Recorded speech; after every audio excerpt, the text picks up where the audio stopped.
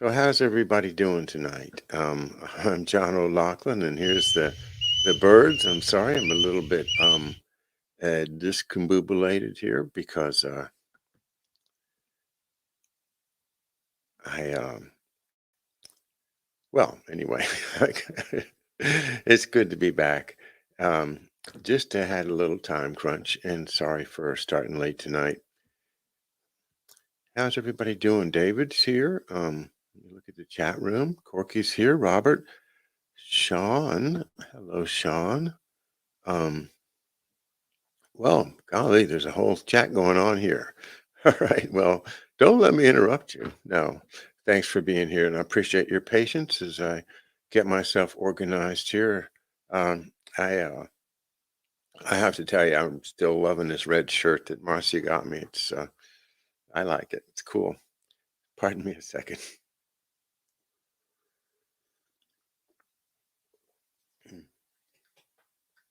Gosh, it's a shame to have a mute button and not use it, isn't it?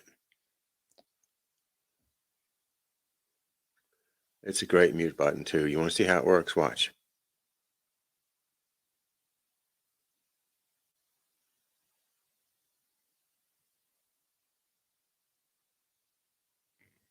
It's magical, isn't it?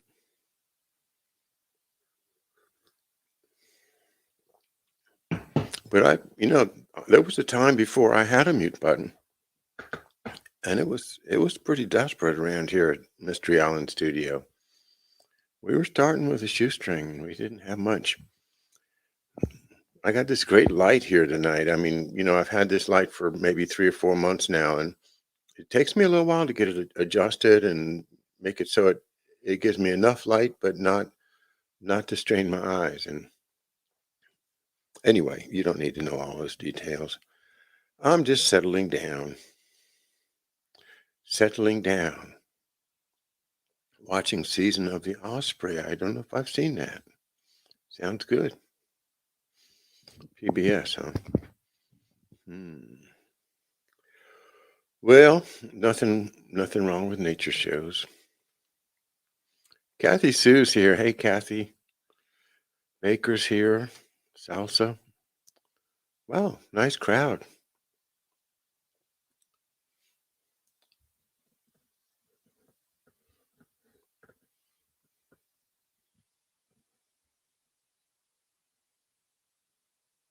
Well, we're expecting Andy DeBala maybe tonight, maybe sometime tomorrow to come down and do a live show or two with me. That'll be a lot of fun. I'm looking forward to seeing Andy, of course.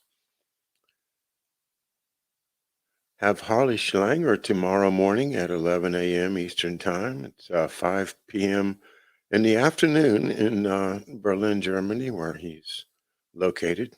He's actually in Potsdam, which I would love to go and see.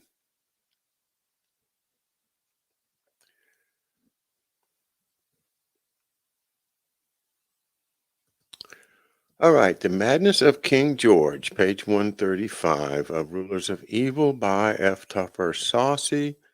Um,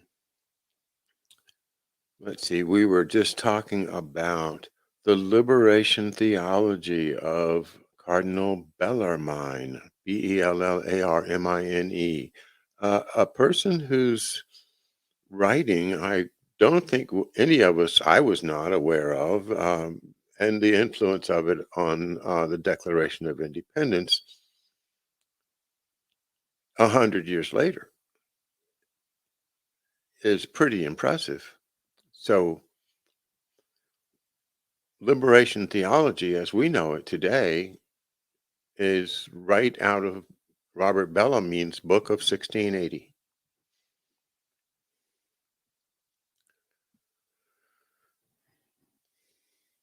Upon the death in 1732 of Thomas Howard, 8th Duke of Norfolk and real founder of American Freemasonry, the Norfolk title passed to Thomas's brother Edward.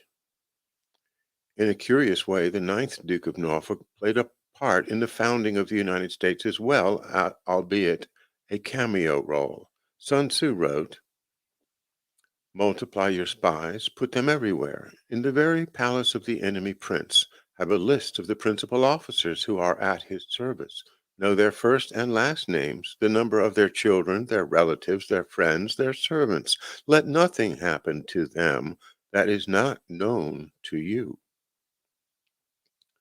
Edward, ninth Duke of Norfolk, was a regular in the crowd of Frederick William, Prince of Wales, and his princess, Augusta of Saxony. The Waleses were party creatures, and, oh, pardon me, excuse me.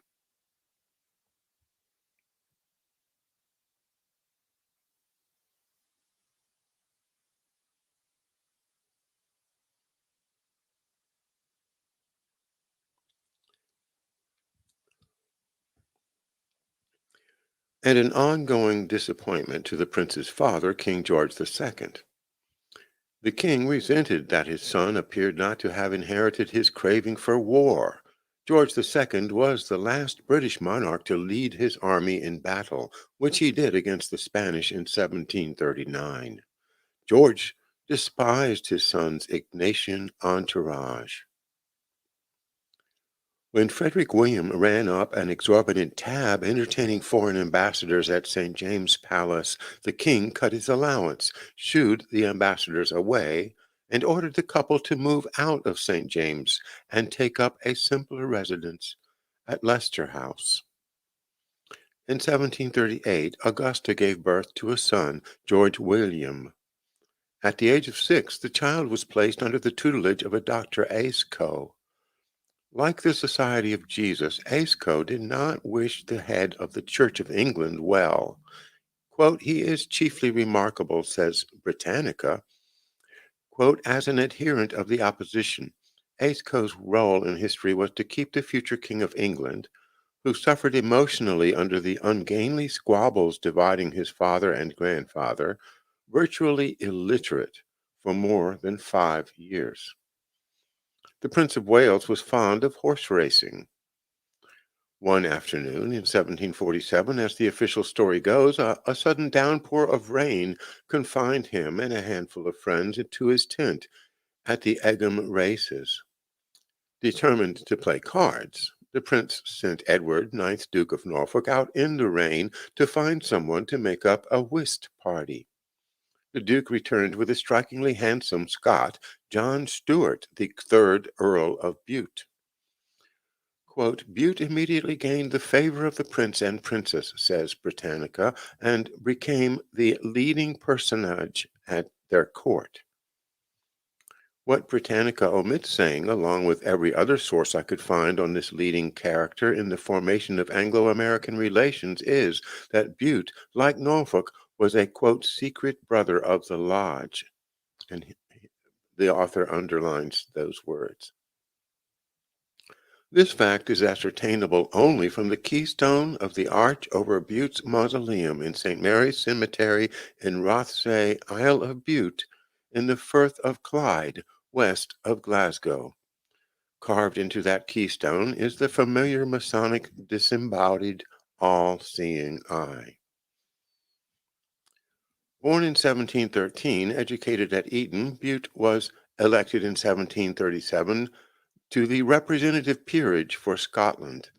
He never opened his mouth in debate. When his bid for re-election failed, he returned to the family estate on the Isle of Bute, whose remarkably temperate climate produces a lush foliage, even palm trees. There he indulged a passion for botany that can be experienced to this day in the verdant grounds at Mount Rothesay. In 1745, Bute suddenly left Rothesay and took up residence in London.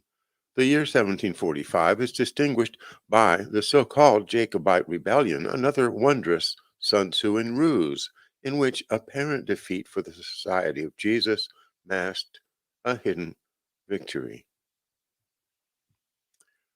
The Jacobite rebellion aimed to restore Roman Catholic rule over England by deposing George II and placing James II's grandson, Charles Stuart, better known as Bonnie Prince Charlie, on the throne. However, When Charlie marched on London with a band of Scottish devotees, no Catholic politician of any prominence would desert George II. The rebellion was forced to abort. Charlie escaped to France, and the Scots were massacred. Clearly, this was a Catholic disaster, or was it? Such extensive Catholic support for a Protestant king assured England that the monarchy would be forever Protestant. A Catholic England was now an impossible dream. The Jesuits could give up. Englishmen could now relax with them in their midst, just as Jesuits could now go about their business without causing official alarm. The Jacobite rebellion made England at last, quote, safe for the Black Papacy. The Jesuits secured a new cover by blowing their cover, blown cover as cover in the parlance of the CIA. The Sun Tzuan general wins whatever the circumstances.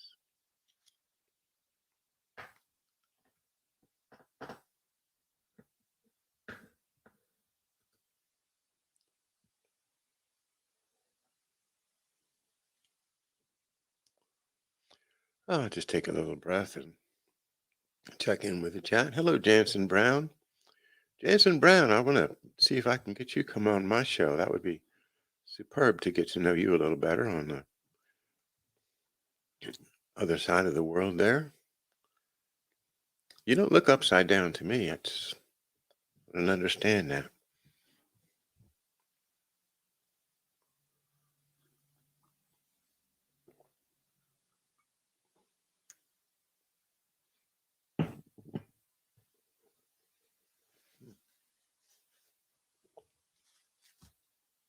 I have such a stack of books here.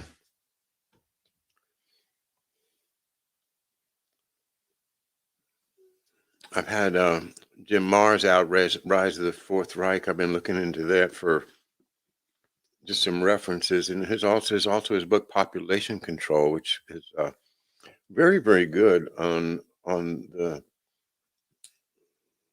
virus thing.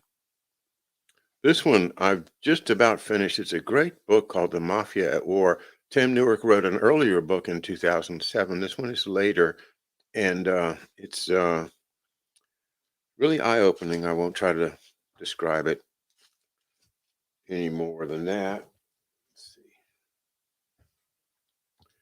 Another one I wanted to mention is World Order by Eustace Mullins, which David Underdown, who's here in the chat, reminded me of, and I have it on my chat on my here in the library in the Thomas F. OLoughlin Jr. Memorial Library that we've built here at Mystery Island Studio, and it's on the shelf there. I haven't read it yet, and I have just gotten through about 50 pages of it, and I can tell you it's really, really great.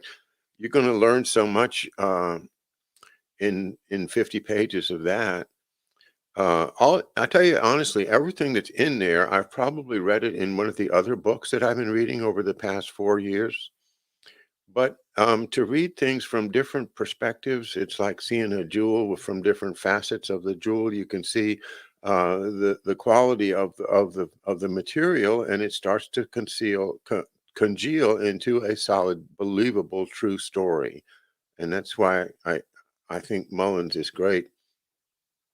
And I haven't read enough of his stuff. I also have Murder by Injection, which, if you can think of anything more timely than a book called Murder by Injection.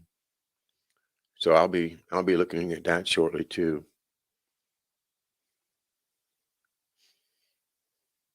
Anthony Sutton is another one. I mean, I've watched a lot of his videos, and I haven't delved into his books. I've got them on the shelf. I got the 3 of the trilogy, but right now I have been reading about Goleniewski and the new Goleniewski book, which is just fabulous by Kevin Coogan, Coogan.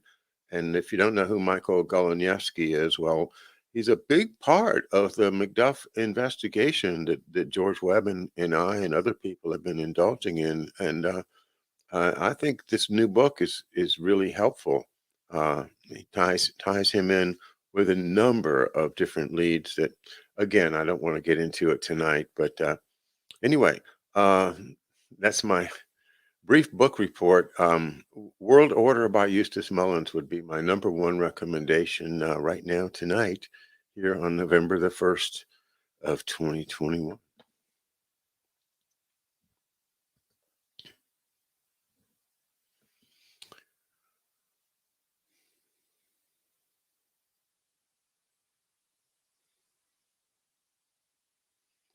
And that 1745, that was a massacre. The clans, were really um, just really misled. Uh, and the Hanoverian army is George II, the professional British army that really the clan warfare just wasn't at all suited to fight. Plus, they were outnumbered. It was just a massacre.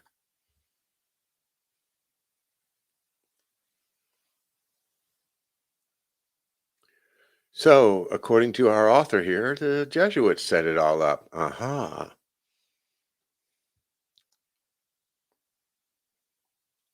You have to take it all with a grain of salt, and then after a while, it congeals, like I say, and you feel like I can trust this. I I say that because I don't want you to think that just because I'm reading a book that I endorse the book or that everything is in the book. But what's in this particular book is just so many gems that if part of it doesn't necessarily make sense to you, well, that's okay. Sometimes it doesn't make sense to me. But the whole idea of a hidden hand, which who's what the pictures like this with Napoleon and everybody. What's really going on there? It's worth a look, and I think he's done a great job.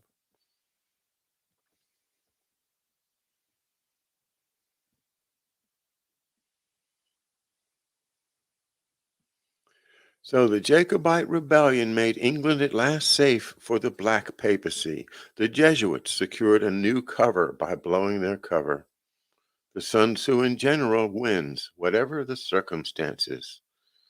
When Rome joined the court of the Prince and Princess of Wales, I'm sorry, I misread that. When Bute joined the court of the Prince and Princess of Wales, their son George William was an emotional basket case. Bute lavished attention on the lad, won his trust and admiration, became his mentor. Indeed, Bute made himself so delightfully indispensable around Leicester House that the prince appointed him in 1750 to the most intimate position on his staff, Lord of the Bedchamber. Nothing happened in the life of the two heirs to the throne of England that was not privy to a man under obedience to the unknown superior. But in the year following Bute's appointment, the prince died mysteriously at the age of 44. Rumors that Bute was responsible circulated for a while and evaporated. However, gossip linking Bute romantically to Princess Augusta never went away, even though he was husband to a devoted wife and happy family. George II, surprisingly desolate over the prince's untimely death, remained an absurdly stern grandfather to George William. Until his own death in 1760, George II grew increasingly melancholic and disinterested in ruling. Parliament gained strength. Bute acted the surrogate father to the future king. Caring for the gardens at Leicester House, he inspired the boy with a lifelong interest in botany. He encouraged him to patronize the arts. The composer Handel, though blind, was still superintending performances of his works at the royal behest. However, Bute did little to allay George's tormenting fears of inadequacy. Reinforcing himself as the ideal of conduct, the Scot nourished the boy's self-distrust, which would become the most prominent feature of his maturity. Hmm. Self-distrust being the most prominent feature of your maturity. Sounds like you never really got mature. And I thought that was an interesting little portrait because it resonated with a portrait I had read earlier today of none other than Henry Kissinger. That he had uh, such a uh, a weak um, personality that he could be made to do what they wanted him to do.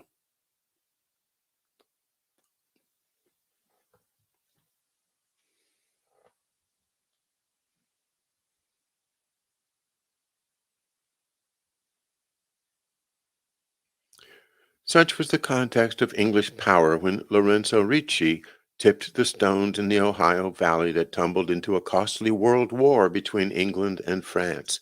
6 years into the war, George II died at the age of 77.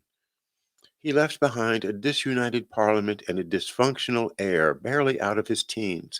George William, now King George III, fearfully turned the British Empire over to John Stuart. Bute acted swiftly to conform to the wishes of the unknown superior. And when he writes unknown superior, he capitalizes the U and the S to mean that we're referring to the superior general of the Jesuits. He began by appointing a more compliant First Lord of the Treasury, the office later to be known as Prime Minister. Next, with secretly funded grants, he purchased votes from key members of Parliament, widely known as the King's Friends. Under the noble pretext of achieving a closer unity of the British Empire under Parliament, Bute whipped the King's Friends into passing a law to enforce writs of assistance across the Atlantic. These were revenue-raising warrants issued summarily under the royal seal, requiring a law officer to take possession of lands without trial, without jury. One does not need a doctorate in political science to know that summary expropriation is a sure way to divide an empire, not unite it. When the writs were enforced in Massachusetts, James Otis resigned his Advocate General's post in the Court of Admiralty to preach against them. Quote, in a style of oratory, John Adams would later recall, quote, that I have never heard equaled in this or any other country. In July 1776, Adams would declare that the enforcement of Bute's writs of assistance in 1761 was the commencement of the controversy between Great Britain and America. Lorenzo Ricci's War, or the Maritime War, as the French and Indian Wars, came to an end in 1763. England was the apparent victor. Bute was sent by his protege, George III, to negotiate a peace in Paris. Assisted by Robert Petty, Lord Shelburne, the notorious, quote, Jesuit of Berkeley Square, I'm sorry, I should have said Berkeley Square, Bute perfected the Treaty of Paris. Under the terms, England won from France all of Catholic Quebec and the region east of the Mississippi, except for the island of New Orleans. This was such a great territorial windfall for the colonists that the North Carolinians created Butte County in the northeastern part of that colony. However, Bute restricted the windfall by ordering the infamous Royal Proclamation of 1763, which prohibited Americans from moving west of a line drawn along the crest of the Allegheny Mountains. Most colonists viewed the proclamation as a scheme to imprison them between the Alleghenies and the Atlantic. To purchasers of Western real estate prior to the treaty, it was a legalized theft. The churchgoers saw a papal advance. Quote, with Roman Catholicism no longer actively persecuted in England, many Americans concluded that the mother country was about to return to Rome. Prior to Lorenzo Ricci's accession to the Black Papacy in 1758, the colonists had been blissfully loyal to the mother country. Looking back on the pre-Riccian years while testifying before the House of Commons in 1766, Benjamin Franklin recalled that the colonists were governed by England at the expense of only a little pen, ink, and paper. they were led by a thread. Yet, with the rise of Ricci, as if in preparation for the absurdities of Butte, radical propagandists began appearing throughout the colonies. Christopher Gadsden in South Carolina, Cornelius Harnett in North Carolina, Patrick Henry and Thomas Jefferson in Virginia, and in Pennsylvania, Charles Thompson.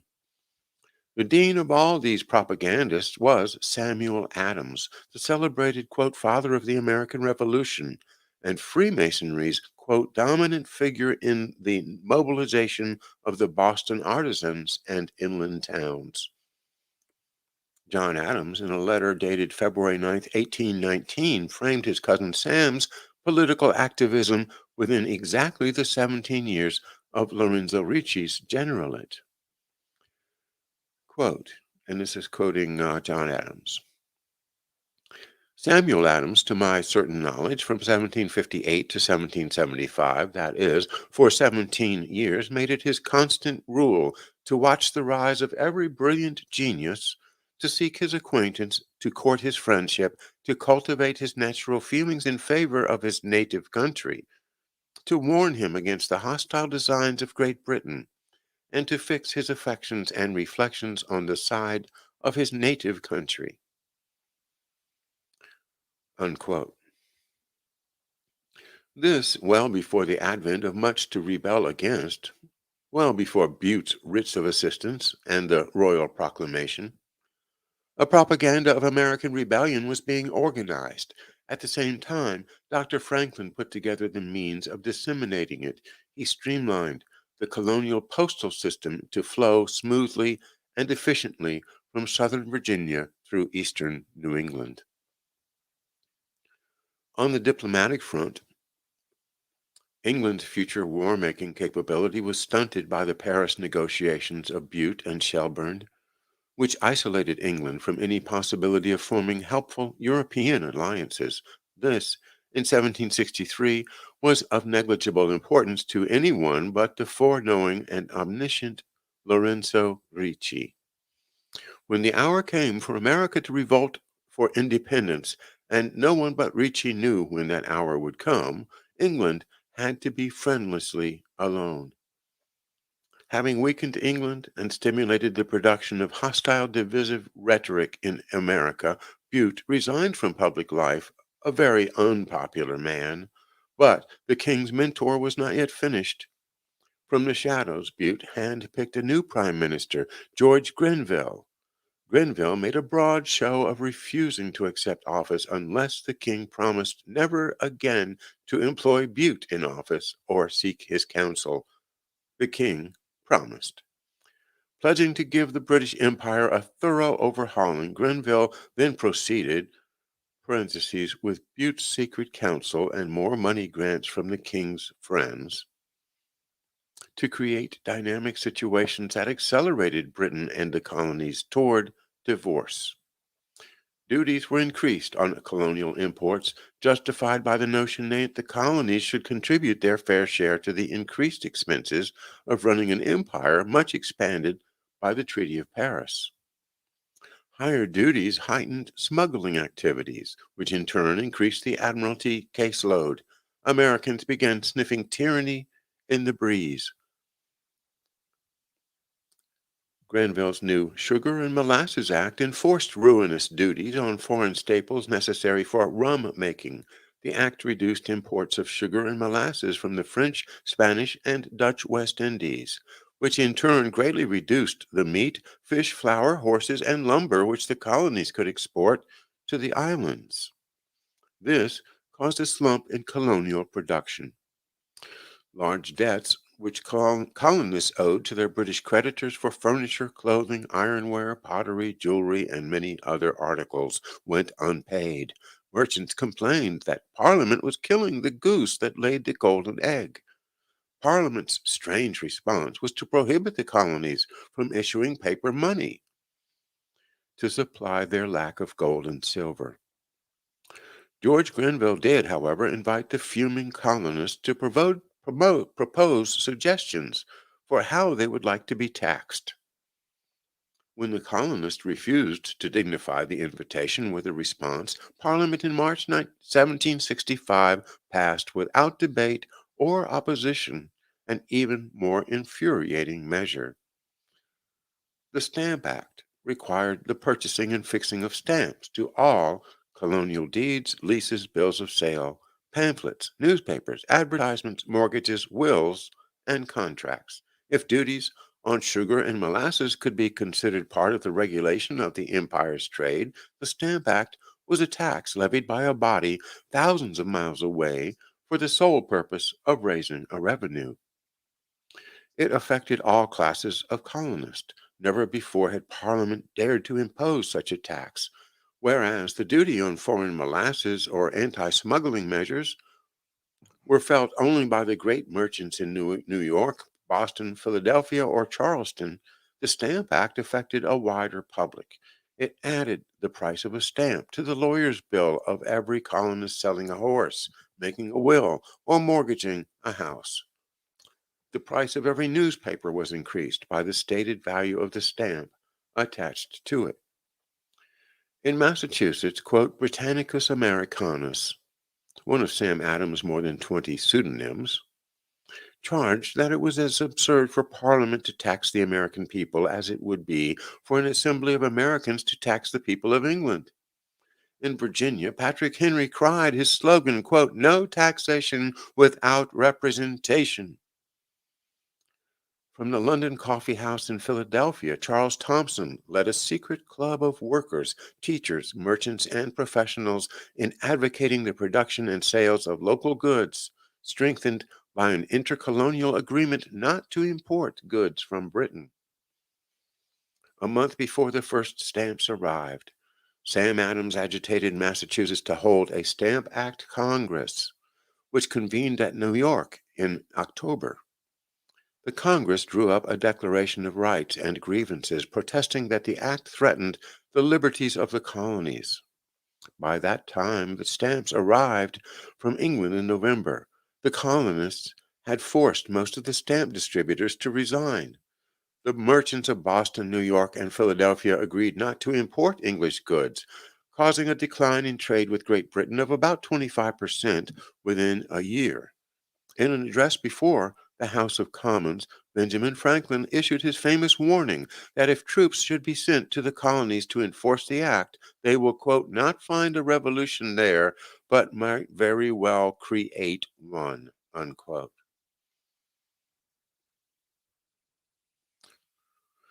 Grenville's ministry suddenly fell to William Pitt and Lord Rockingham, who repealed the Stamp Act in March. The colonies rejoiced and pledged loyalty to George III. They hardly noticed that the king's friends had accompanied the repeal with a declaratory act, claiming, quote, full power and authority to bind the colonies and people of America, subjects of the crown of Great Britain, in all cases whatsoever.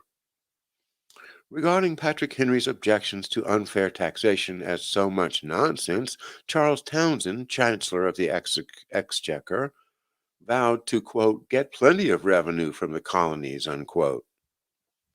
In the summer of 1767, he and the king's friends passed acts laying duties on glass, painters' colors, red and white lead, paper, and tea shipped to America. But the acts produced little revenue. By Townshend's own estimate, made shortly before his premature death at 42, the British Treasury stood to gain no more than £40,000. The real covert purpose of the acts appears to have been not to get plenty of revenue, but to stimulate the rebellious investment of colonial capital in local manufacturing. In March of 1770, a small crowd of jeering Bostonians pelted a few British redcoats with snowballs. The angry redcoats fired into the crowd, killing 4 men, wounding several more. The town and surrounding countryside reacted in rage to the Boston massacre.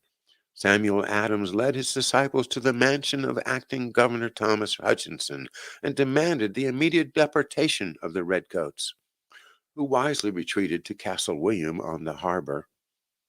When news of the massacre reached England, the king's friends scolded Hutchinson's, quote, cowardly surrender to Adams's regiments. Thenceforth, each anniversary of the Boston Massacre became an occasion for Adams and others to make more blistering orations against British tyranny in favor of independence. In 1770, Lord North, the new prime minister, declared that the Townshend Acts were costing more to collect than the revenue was returning to the Treasury. North secured the repeal of all the Townshend duties except a tax on tea of threepence a pound to prove Parliament had authority to tax the colonies. The colonists weren't affected by this minuscule tax since most of their tea was smuggled in from Holland anyway. Feelings toward England turned amicable once again as colonial merchants increased orders from British firms. Sam Adams, Patrick Henry, Charles Thomson, and Thomas Jefferson took advantage of this lull to agitate.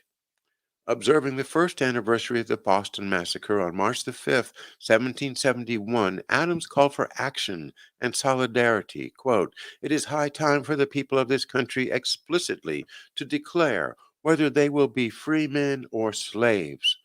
Let it be the topic of conversation in every social club. Let every town assemble. Let associations and combinations be everywhere set up to consult and recover our just rights." Unquote. Between 1770 and 1773, about the only troublesome confrontations were those between British revenue vessels and smugglers. The colonies began producing more. Trade was so brisk that merchants, formerly the chief opponents of British rule, had little to protest. They turned their full attention back to business. And then Lorenzo Ricci nudged his weightiest boulders to date, the religious right, the Protestant churchgoers. How he did this is the subject of our next chapter.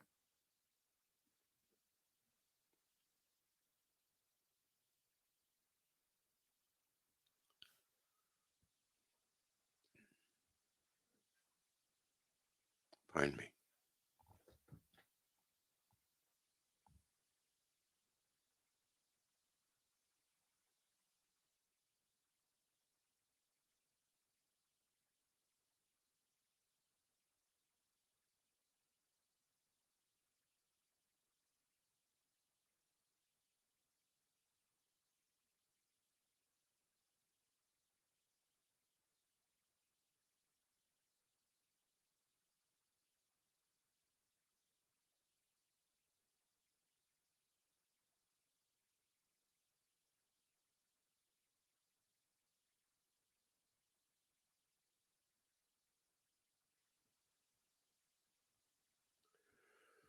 Well, let's just check in with you guys one more time. It's 8:45, so I'll read a little bit more, but catch my breath.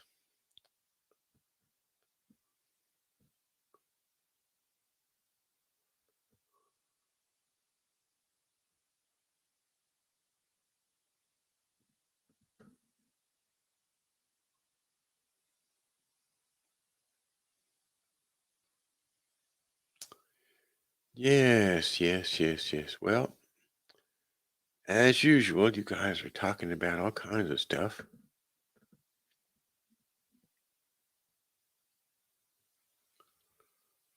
Ancestors were loyalists, banished to Hay Bay, Canada, and lost all their property in the Albany area. Isn't that it's interesting? And you know, that used to happen. That happened to the Addisons, the Addisons that owned Oxon Hill Manor.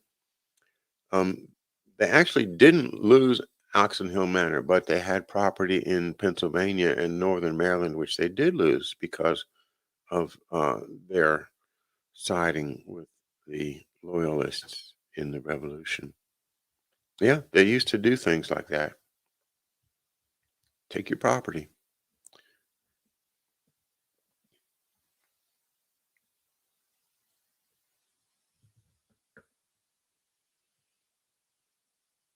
I've been reading about a amazing story involving my mother's family. On my mother's side,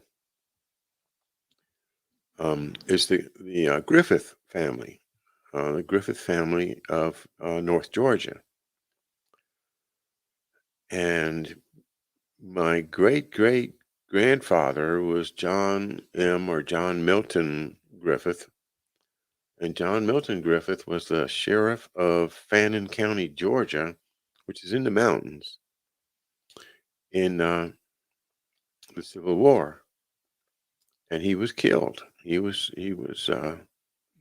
shot to death in 1863 as part of the war between the part of the mountaineers that stayed loyal to the Yankees and the part that was loyal to Georgia, the Georgians or the Confederates. And this was a real personal feud between my great great grandfather's family and this other family called the Stanleys.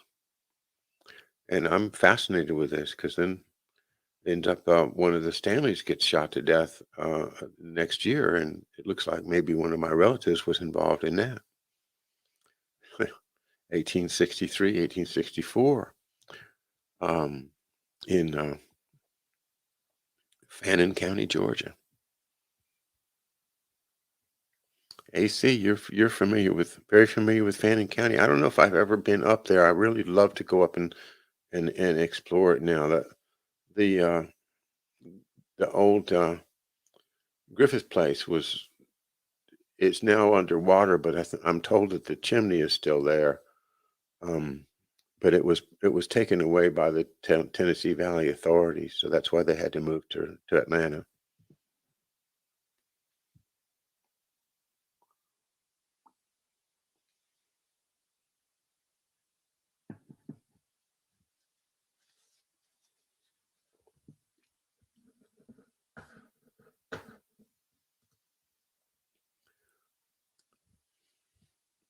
As the furor over the Stamp Act was cooling down, the Jesuits of Maryland and Pennsylvania discovered that the director of Catholic operations in the British colonies, Bishop Richard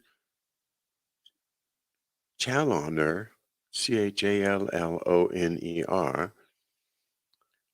Challoner, Challoner, I guess, had asked Rome to ordain an American bishop. The American Jesuits disliked the idea. Father Ferdinand Steinmeier of New York cautioned Bishop Challoner, quote, it's incredible how hateful to non-Catholics in all parts of America is the very name of bishop. Still, in Challoner's view, an American bishop would establish better order in the colonies, restore discipline, and make it possible for colonial Catholics to be confirmed. Steinmeier and his American brethren strenuously opposed the idea on grounds that it would only make life among Protestants more difficult for Catholics. They collected lay support for their views and asked Challoner himself to forward the protests to Rome, which he declined to do, leaving it to the Jesuits to state their own case. Rome never replied to Challoner's petition for an American bishop. The bishop later discovered that the petition made in a letter to Cardinal Spinelli and entered into the post in 1764 never left England.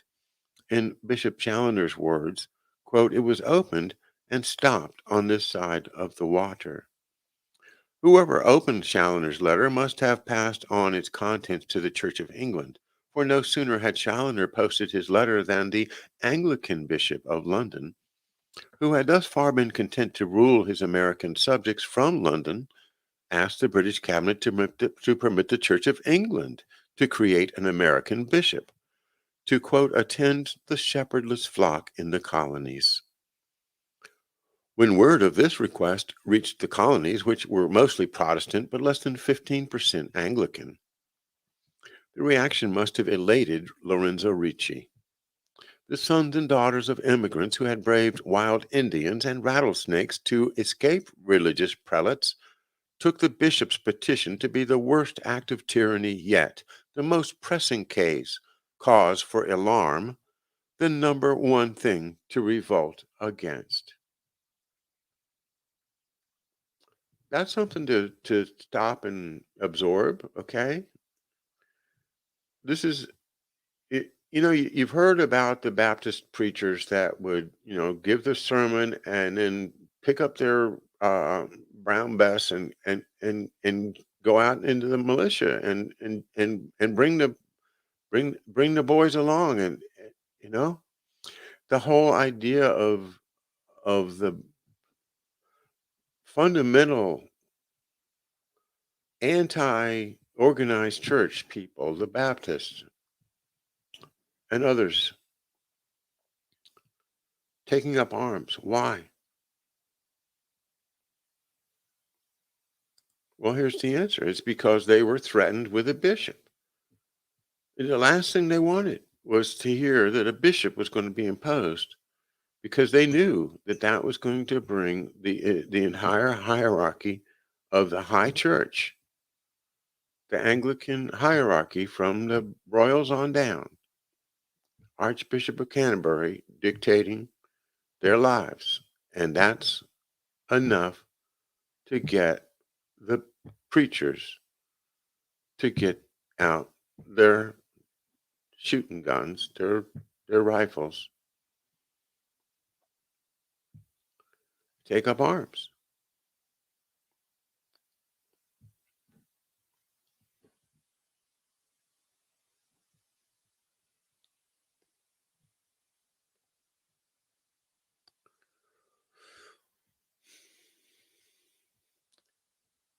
So the idea that Saussy is giving us is that the manipulation from Ricci, the superior general of the Jesuits, in stoking the idea of a bishop and then letting that idea to get leaked into the Anglican hierarchy, which would then say, oh,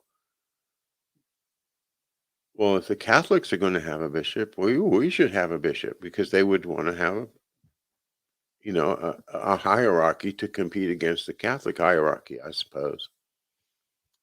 Anyway, that's part of history we never would have thought of without this book. I wouldn't have thought of it.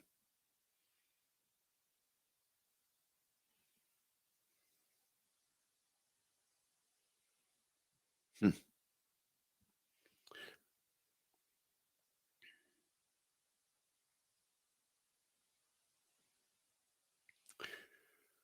The American bishop scare was whipped up in the non-Anglican Protestant church pulpit, the era's most electrifying communications medium. Presbyterian and Congregationalist preachers, representing nearly 50% of the church colonists, charged that an American bishop would be an ecclesiastical stamp act, which would strip Americans of all their liberties, civil as well as religious, and, quote, if submitted to, will at length grind us to powder, unquote. They warned that if an American bishop would dominate the colonial governors and councils, strengthen the position of the colonial oligarchy, and drive dissenters from political life with a test act requiring officials to state their religious preference. Now we're talking about fascism, right? State your religious preference, or else you can't go to school here. Can't run for office.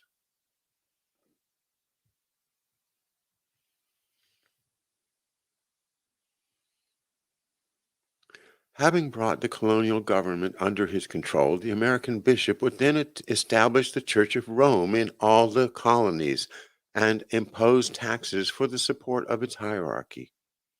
A letter in the New York Gazette or Weekly Post Boy for March the 14th, 1768, charged that an American bishop would, quote, introduce a system of episcopal palaces, of pontifical revenues, of spiritual courts, and all the pomp, grandeur, luxury, and regalia of an American Lambeth, unquote, Lambeth Palace being the residence of the Archbishop of Canterbury, head of all England after the royal family. An American bishop would transform Americans into a people, quote, compelled to fall upon their knees in the streets and adore the papal mitre as the apostolic tyrant rides by in his gilded equipage. Reverend Jonathan Mayhew, Dudalian at, lecturer at Harvard, inveighed against, quote, popish idolatry in a famous and arguably prophetic sermon by that title, saying, quote, let the bishops get their foot in the stirrup, and their beast, the laity, will prance and flounce about to no purpose. Bishops will prove to be the Trojan horse by which popery will subjugate North America. The American bishop scare did more to foment the colonists to revolt and eventually raised more soldiery than all the tyrannical writs and tax schemes combined. Immediately, it created permanent committees of correspondence, an intercolonial organization of churches, and a society of dissenters based in New York. These organizations brought all opposed to the Church of England into correspondence with one another, whether in America, Great Britain, or Ireland. The specter of an American bishop gave the colonial patriots an almost inexhaustible fund of propaganda to employ against any form of perceived tyranny at home and abroad. It served, in Jonathan Boucher's words, and footnote him, we've talked about him before as he was very local around here in my area, to keep, quote, to keep the public mind in a state of ferment and effervescence, to make the people jealous and suspicious of all measures not brought forward by popularly approved leaders, and above all, to train and habituate the people to opposition, unquote. The fact that the Americans were trained and habituated to oppose the British Crown and the Church of England not by Roman Catholics but by Protestant churchmen is, to my mind, proof of the Sun Tzuan ingenuity of Lorenzo Ricci. Sun Tzu said, the general will know how to shape at will not only the army he is commanding but also that of his enemies. While Ricci's own army was appearing in the world's opinion markets to be a band of vicious dolts, slipping down into their well-deserved oblivion, a small elite corps of indispensables, some neither knowing nor caring who their true boss was, were facilitating English-speaking Protestant churchgoers in systematically annihilating one another. Lorenzo Ricci's orchestration had reached such fullness that he could now soliloquize Iago's boast in Othello, or I should say Othello. Quote, now, whether he kill Cassio or Cassio him, or each do kill the other, every way makes my gain. Unquote. And it's 9 o'clock p.m. here on the East Coast. It's time to say goodnight. Thanks for being with me, and great to go out with a little bit of Shakespeare, Othello in Italian. And thanks for being with me. I'll see you tomorrow morning, 11 a.m. Eastern Time, with the great Harley Schlanger. Good night.